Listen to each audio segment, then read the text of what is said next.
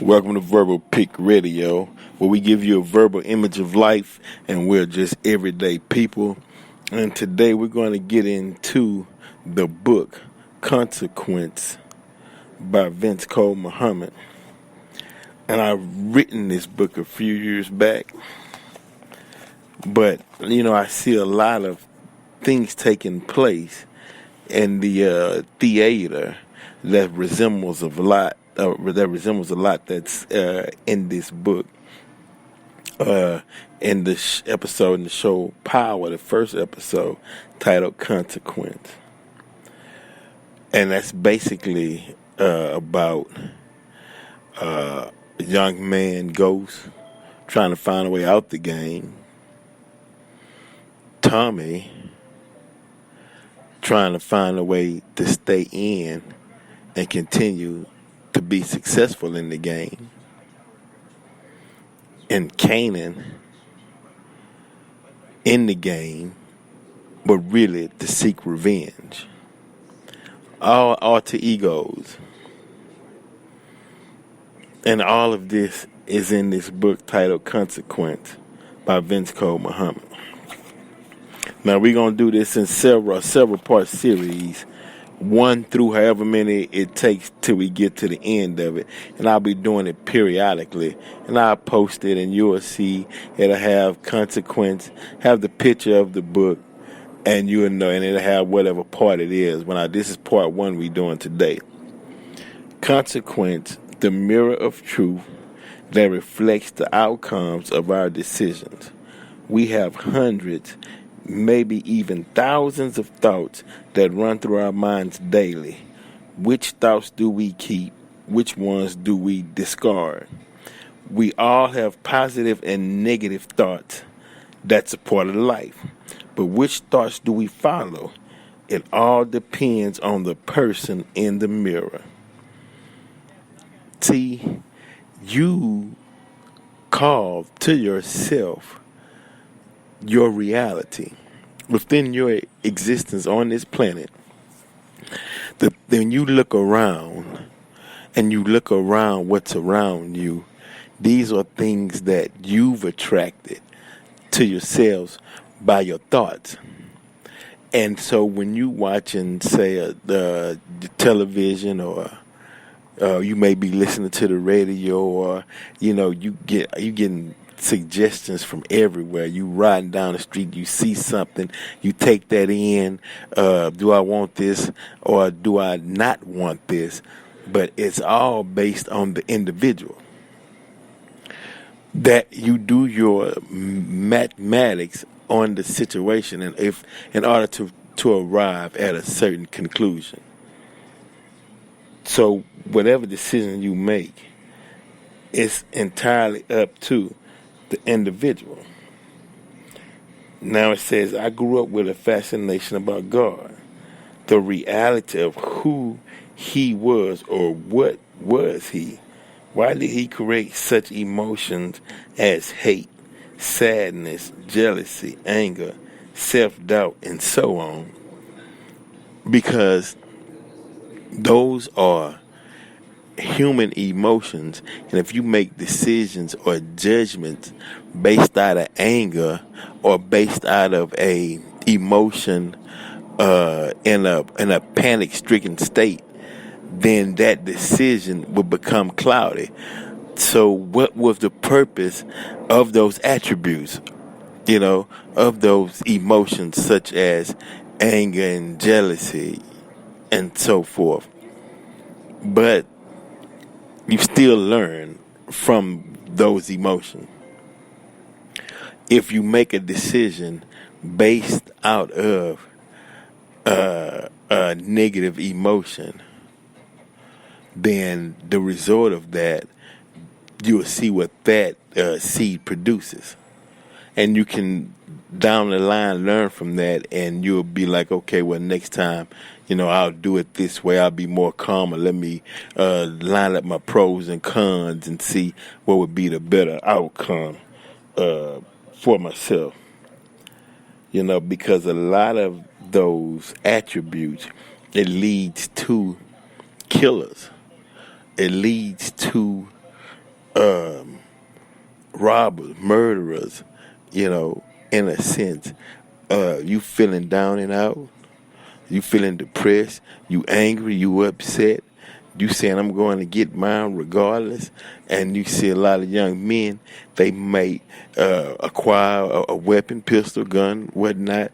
They going in and they going to rob or do whatever it takes to put food in their pocket to feed themselves because they suffer from lack of jobs in the inner city.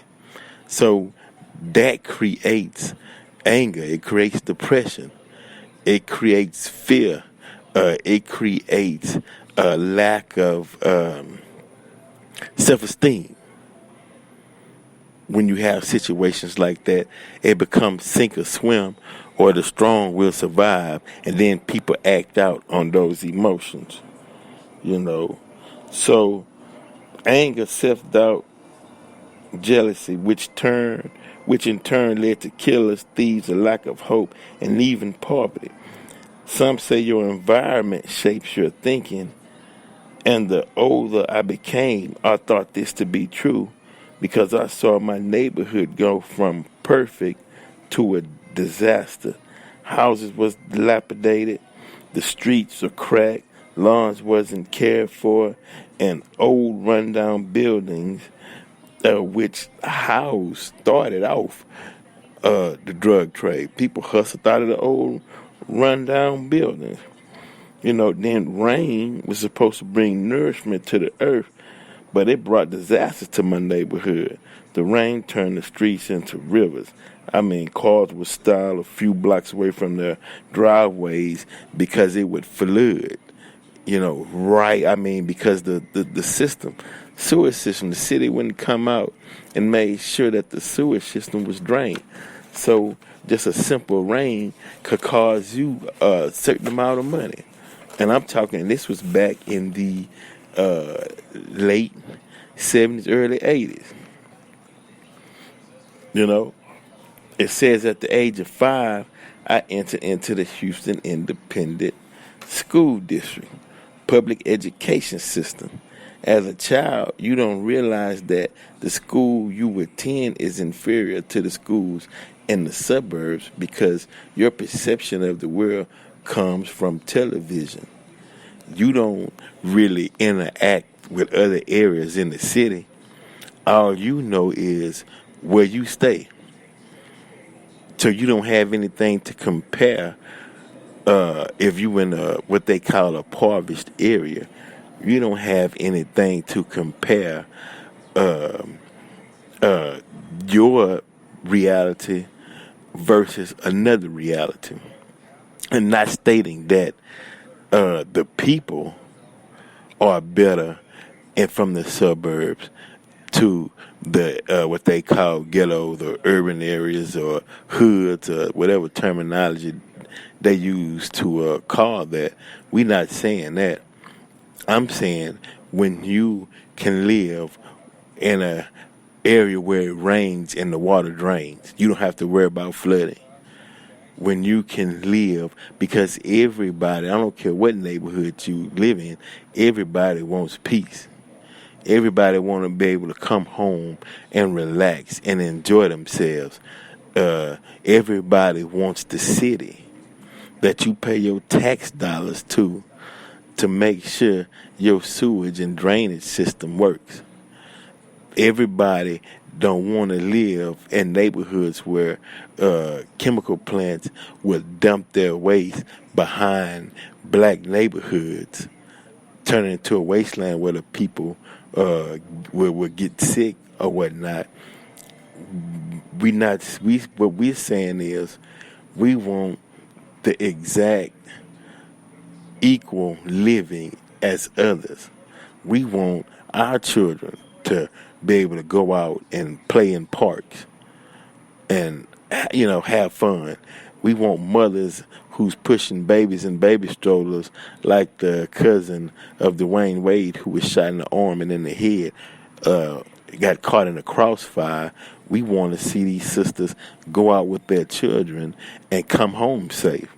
That's how it was. That's how the south side of Houston was. Back when And especially on Martin Luther King Boulevard, you had all sorts of stores from Montgomery Ward, Palm Center. You had Lou's and Kroger's. You had a Kmart. A lot of thriving businesses, and I'm glad to see some businesses are returning. We steady pushing. We moving on. We want school systems to where you heard this over many years and many years. The fact that the books for the students are old and run down, and they have to read from these old run down books. Now, psychologically, any child wants new things. Any child is highly motivated when they crack open that brand new book in those stiff pages, and the mind is set ready to learn. That's that because you giving you feeding that child brain. That knowledge is food for the brain, food for the mind. That's the equivalent of saying somebody dropped a sandwich on the ground and picked it up dirty, and here this it failed, but you still got to eat it because this all we got for you. We get used to taking our hand-me-down because that's all we have for you. And it shouldn't be that way because we all contributing to the society. The brighter the minds, the brighter the society. And that's a fact. Now, at the age of 5, I entered into the Houston Independent School District public education system. As a child, you don't realize that the school you attend is inferior to the schools in the suburbs because their perception of the world comes from television. By watching the actors and stars on television, a child associates those characters as personalities and mimic these personalities in real life. And case in point, I had an older gentleman tell me one day, when Shaft, the movie Shaft, first came on the scene, the next day, every brother thought they were Shaft, and every brother went out and got a leather coat all over the nation. That's the power of television. They can create the situation and the outcome.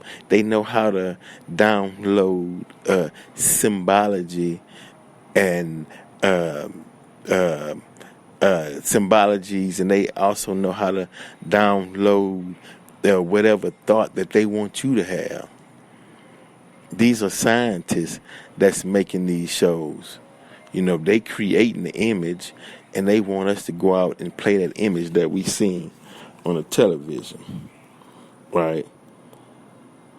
In the movies, the one who always tells the teacher on a classmate for acting out is considered a snitch or a stool pigeon who later became a police officer. The so-called snitch would tell the teacher, so that teacher would tell the parent, therefore the parent would punish the child. When all is done, the child would say, that snitch got me in all this trouble just for getting out of my seat to talk to a friend. Whenever the teacher left the class, she appointed her favorite student to take names of anyone who talked in her absence. So the new policy made by non-tellers was anybody who snitched to the teacher would get beat up after class. So the snitch grows up and becomes a cop, and the one who acted out in class becomes a criminal. Any potential witness who saw the teacher's informant getting stumped for their actions said, I'd better keep my mouth shut if I want to keep my teeth. Now, the future roles of society began. I wondered why the teacher didn't explain her policy of no talking in the class while she left the room. Perhaps she could have said students talking leads to some sort of action, and sometimes those actions can lead to trouble if there is no supervision. If I'm not in the room to watch you all, someone could get seriously injured. By that being said, could have killed the start of the no snitch policy in the black community. Because